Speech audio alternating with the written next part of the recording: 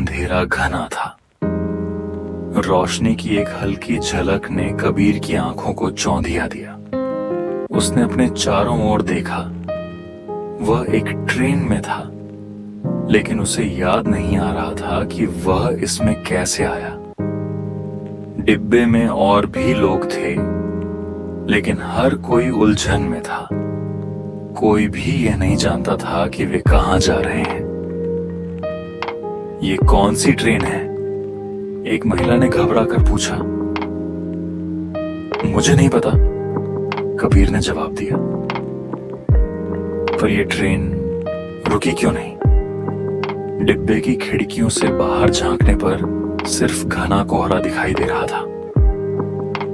कोई स्टेशन नहीं, कोई संकेत नहीं, बस अनजाना अंधेरा।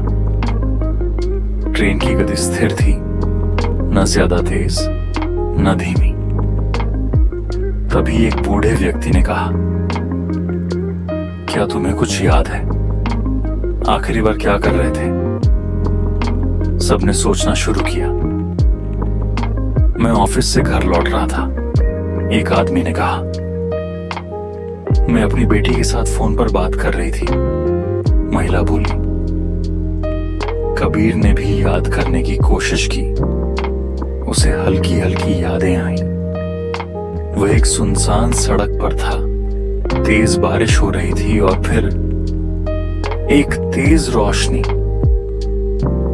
हमें ट्रेन से उतरना होगा, एक युवक चिल्लाया। उसने दरवाजा खोलने की कोशिश की, लेकिन दरवाजे जाम थे। तभी ट्रेन के अंदर एक आवाज गूंजी, आप सबकी यात्रा समाप्त होने वाली है, कृपया तैयार रहें।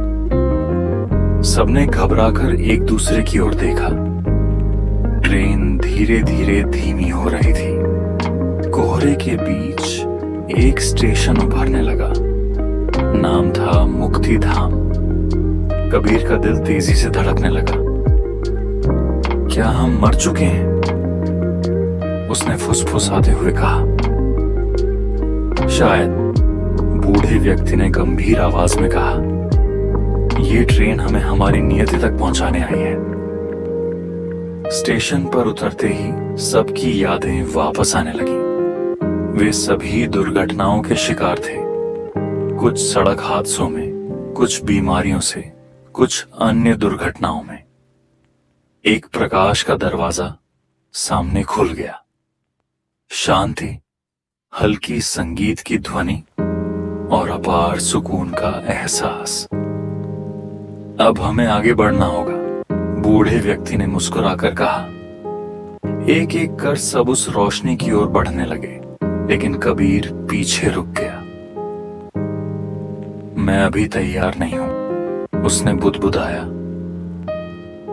तभी ट्रेन की सीटी बजी और दरवाजे फिर से खुले।